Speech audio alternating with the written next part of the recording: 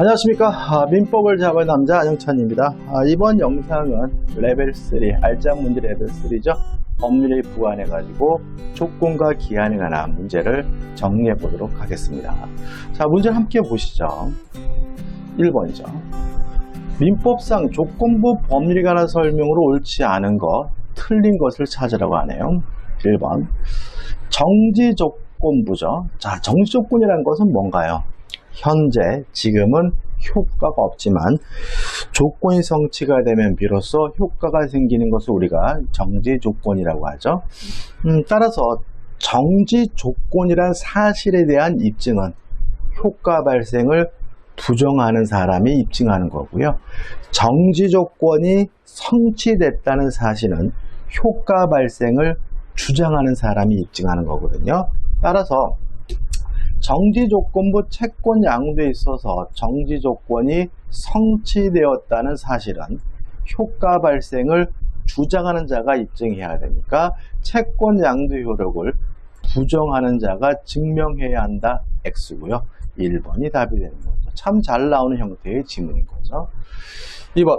어떤 법률행위에 정지조건이 붙어 있는지 여부. 자, 정지조건이든 해제조건이든 조건이 붙어 있다는 사실에 대한 입증은 그 조건의 존재를 주장하는 자가 증명해야 하므로 2번은 맞는 지문이 되는 거죠.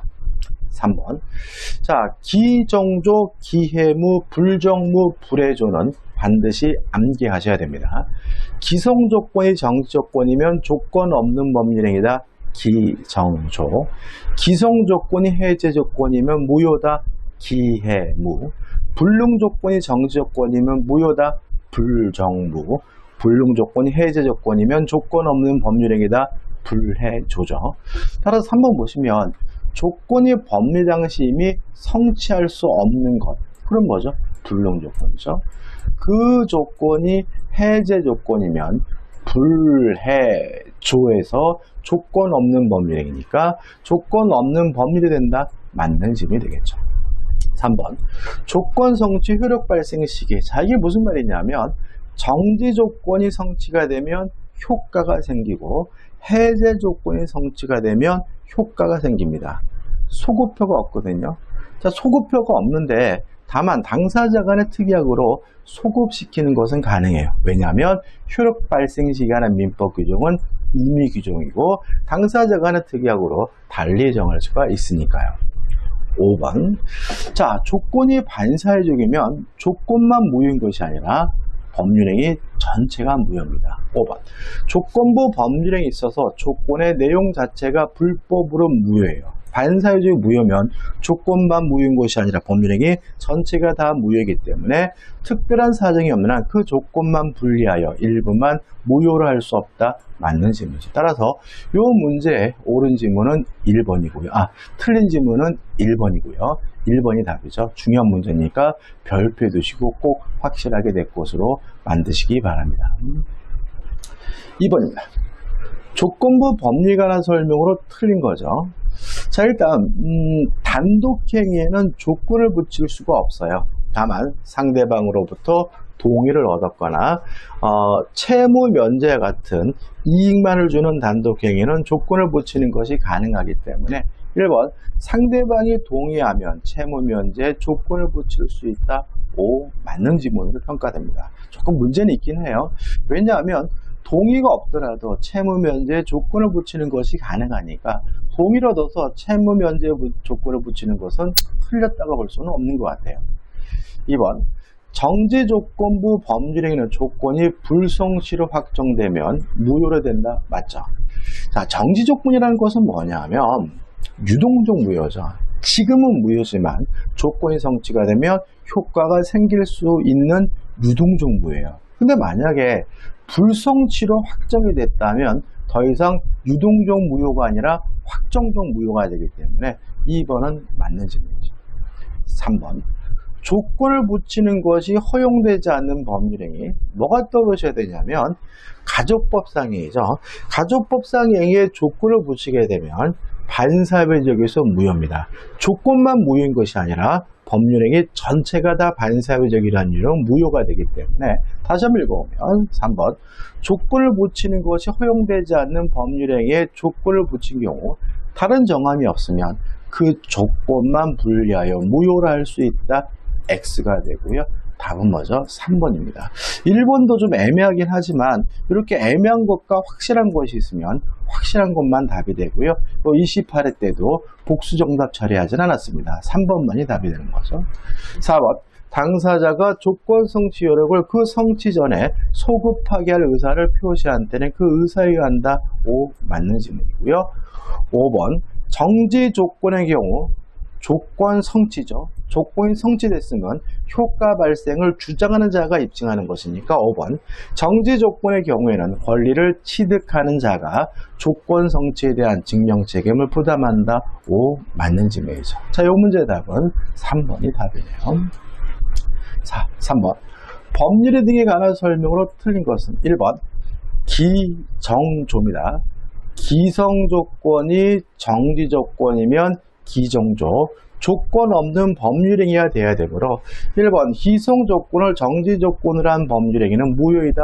X고요. 답은 1번이 되네요. 2번 의사표시가 발송된 후 도달하기 전에 그 표의자는 그 의사표시를 철회할 수 있다. O 맞는 질문이죠. 자, 왜냐하면 답은 1번이고요. 자, 철회라는 것은 효과가 발생하기 전에 효과 발생을 막는 거고요. 의사표를 원칙적으로 도달하게 해야 효과가 생기잖아요. 그럼 도달하기 전이라면 아직 효과가 없는 것이니까 철회하는 것이 가능한 거죠. 3번 어떤 해악의 고지 없이 단순히 각서에 서명 날인할 것을 강력히 요구해요. 자, 우리가 강박이라는 것은 때려주겠다, 불질러버리겠다, 어떤 해야 악이 고지가 돼야 되는 거거든요. 단순히 말 그대로 강력히 요구하는 것은 협박, 강박이 아니죠. 따라서 강력히 요구하는 행위는 강박에 의한 의사표시 강박행위가 아니다. O 맞는 질문이죠. 4번이죠. 자, 공시송달은 언제 하는 거냐면 과실 없이 상대방을 알지 못하거나 과실 없이 상대방의 소재를 알지 못하는 경우에 공시송달할 수가 있거든요. 따라서 4번 표의자가 과실 없이 상대방의 소재를 알지 못하는 경우 공시송달할 수 있으니까 민사소송법 공시송달 규정에 의하여 의사표시를 송달할 수 있다. O 맞는 질문이죠. 자, 5번입니다. 자, 효력 발생 요건 유동적 무효에서 반드시 우리가 아니다라고 따라 기억해야 될 것이 뭐냐면 농지 취득 자격 증명이거든요. 자, 농지를 구입했어요. 농지에 대한 매매 계약을 했는데 그 농지에 대해서 매매 계약했다는 이유로 자기 앞으로 이전 등기하려면 뭐가 필요한 거죠? 농지 취득 자격 증명이 필요한 거죠. 자, 근데 문제는 농지 취득 자격 증명이 없으면 자기 앞으로 등기를 못할 뿐이지 그 농지 거래, 매매 자체가 무효인 것은 아니거든요. 다시 말하면 그 매매, 거래는 유효하지만 자기 앞으로 등기를 못할 뿐이기 때문에 농지 취득 자격 증명은 효력 발생 요건도 아니고 유동적 무효도 아닙니다. 따라서 5번은 맞는 질문이죠. 자, 이 문제의 답은 1번이 됩니다. 4번입니다. 조건에 관한 설명으로 옳지 않은 것, 틀린 것을 찾네요. 1번 조건은 법률행위의 효력의 발생 또는 소멸을 장래의 불확실한 사실의 성부에 의존하게 하는 법률의 부관이다. 맞는 질문이죠. 자, 여기서 좀 조심할 것은 뭐냐면 조건은 장래 발생이 불확실한 거다. 그 다음에 조건 성취는 효력에 관한 문제죠. 자, 정지 조건이 성취가 되면 효력이 생기고요. 해제 조건이 성취가 되면 효력이 없어지는 거잖아요. 따라서 성립에 관한 문제가 아니라 효력에 관한 문제라는 것도 조심하셔야 되겠죠. 2번 불능 조건이 해제 조건이면 불해조 조건 없는 법률이 된다. 맞는 질문이고 3번 모든 의사표시는 표시가 돼야 되겠죠. 3번 조건의 의사가 있더라도 법률행위 내용으로 외부에 표시되지 않았다면 그것만으로는 법률의 조건이 되지 않는다. 물론 맞는 질문이죠. 4번 부관에 붙은 법률행위에 있어서 부관에 표시된 사실의 발생 유무와 상관없이 그 채무를 이행하는 경우에는 조건으로 보아야 한다. X다. 그죠? 기한으로 봅니다. 자, 이런 얘기입니다. 좀 설명을 드리면, 을이 갑에게 예를 들어서 500만 원을 빌려줬어요. 그러면서 예를 들어서 10월 25일 날 변제하기로 했거든요. 우리 갑에게 전화해가지고 돈 준비됐니? 그랬더니 갑이 뭐라 하냐면, 나 10월 31일 날 공인중개사 시험 봐야 되기 때문에 정신없이 바빠. 미안하지만 그런 전화 좀 안 했으면 좋겠어. 그랬더니 우리 갑에게 그러면 시험을 보면 갚어라고 얘기를 했어요. 10월 31일 날 시험 보면 변제해라고 얘기를 했거든요.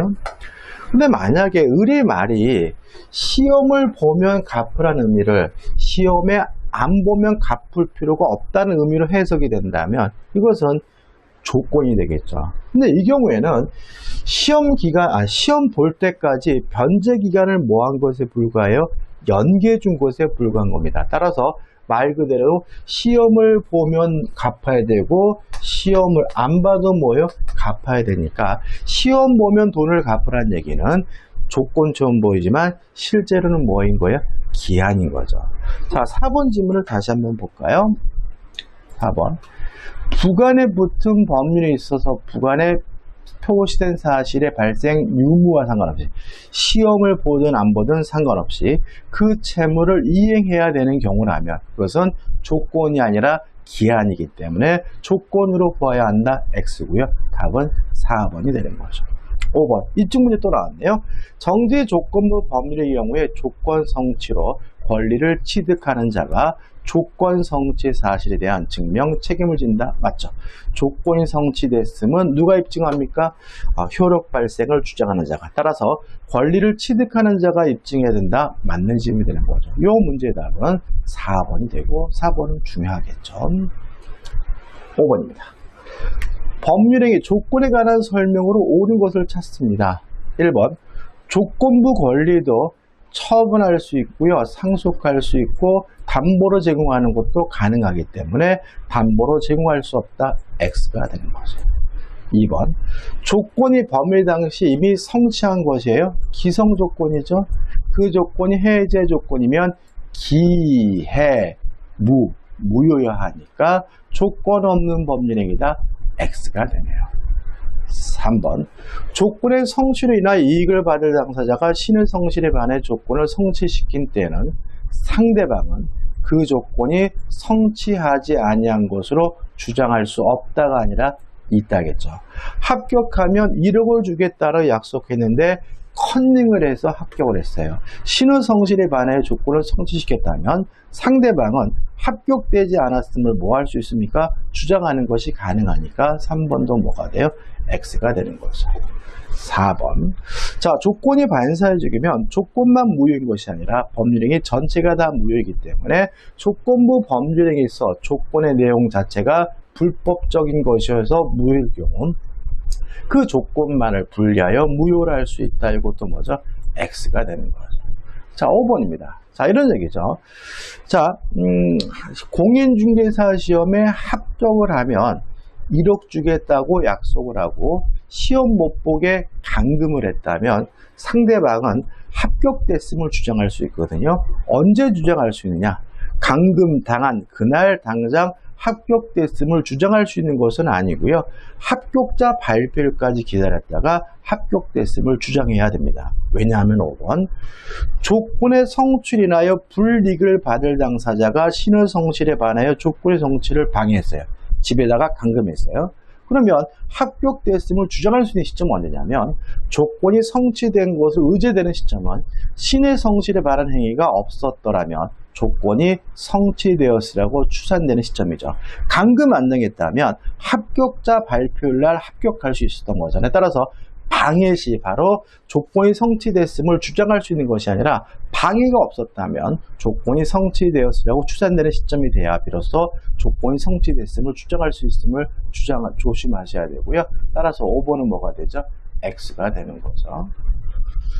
X가 아니라 맞는 시점이죠. 추산되는 시점이니까 정확히 맞네. 답은 뭐죠? 5번이 됩니다. 6번입니다.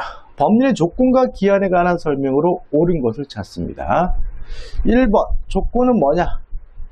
조건은 법률 효력의 발생 또는 소멸을 장래에 생기는 것이 확실한 사실인가요? 확실한 사실은 기한이죠. 불확실한 사실이어야 조건이기 때문에 확실한 사실에 의존하게 하는 법률의 부관이다. X가 되는 거죠.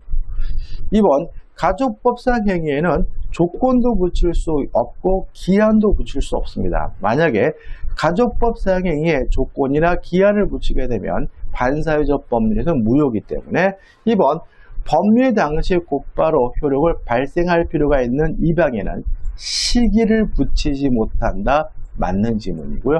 답은 2번이 되는 거죠. 이 방과 같은 가족법상 행위는 조건도 붙이지 못하고 기한도 붙이지 못합니다. 3번 단독행위에는 원칙적으로 조건을 붙일 수 없지만 상대방의 동의가 있으면 조건을 붙이는 것이 가능하므로 3번 단독행위의 경우 상대방이 동의한 경우에도 조건을 붙일 수 없다. X가 되는 거죠. 4번 조건 성취 효과는 소급하지 않습니다. 다만 당사자 간의 특약으로 소급시키는 것은 가능하기 때문에 정지 조건이 있는 법률 당사자는 조건 성취를 그 성취를 소급하게 할 수 없다. X가 되는 거죠. 자, 5번은 개념이죠. 자, 시기가 뭔가요? 기한이 도래함으로써 효과가 생기는 건 시기. 기한이 도래함으로써 효과가 없어지는 것을 우리가 종기라고 하죠. 따라서 종기 있는 법률행위는 기한이 도래한 때로부터 그 효력이 생기는 것이 아니라 효력이 없어지기 때문에 X고요. 옳은 지문은 2번이고 2번이 답이 되는 거죠. 7번입니다.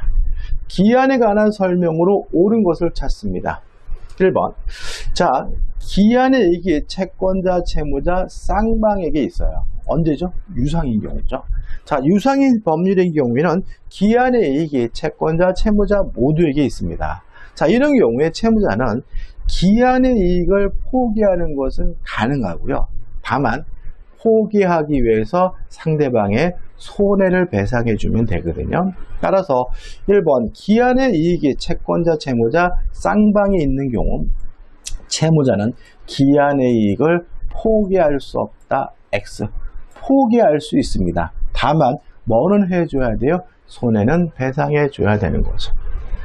2번 채무자 갑이 저당권자 을 이외의 다른 채권자 병에게 동일한 부동산 이외에 후순위 저당권을 설정해 줬어요. 자, 기한의 이익이 상실되는 경우는 첫째, 채무자가 담보를 손상 감소 멸실시켰을 때, 두 번째, 채무자가 담보 제공의 의무를 이행하지 않은 때, 세 번째, 채무자가 파산한 경우죠. 자, 그러면 담보를 손상 감소 멸실시킨 건가 이것이요? 자, 지금 동일한 부동산 위에 후순위 저당권이 설정됐다면 선순위 저당권자인 을이 받고 남는 게 있으면 그때 누가 받습니까? 후순위 저당권자가 받는 거죠. 따라서 을의 입장에서는 담보가 감소되지 않았습니다. 따라서 기한의 이익 상실을 발견되지 않기 때문에 원칙적으로 갑은을에게 기한의 이익을 주장하지 못한다는 지문은 뭐가 되죠? X가 되는 거죠. 3번 기한이익 상실 특약은 원칙적으로 형성권적 기한이익 상실 특약으로 이해를 합니다. 따라서 3번 기한이익의 상실 특약은 특별한 사정이 없는 한 원칙적으로 형성권적 기한이익 상실 특약으로 추정된다. 맞는 질문이고요. 답은 3번이 되는 거죠. 4번 형성권적 기한이익 상실 특약이 있는 경우 할부채무입니다.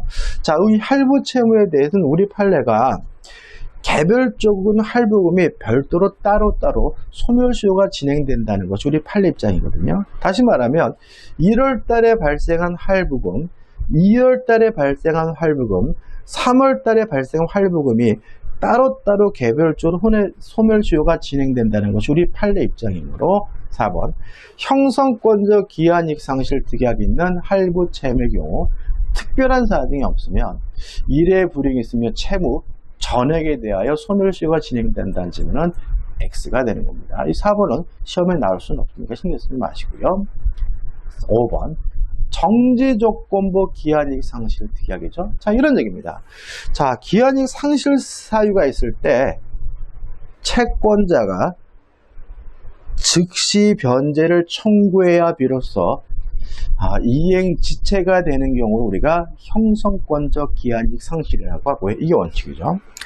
이게 아니고 기한이익 상실 사유가 있으면 자동으로 이행 지체가 되는 것을 우리가 정지 조건부 기한이익 상실이라고 하고 이건 예입니다.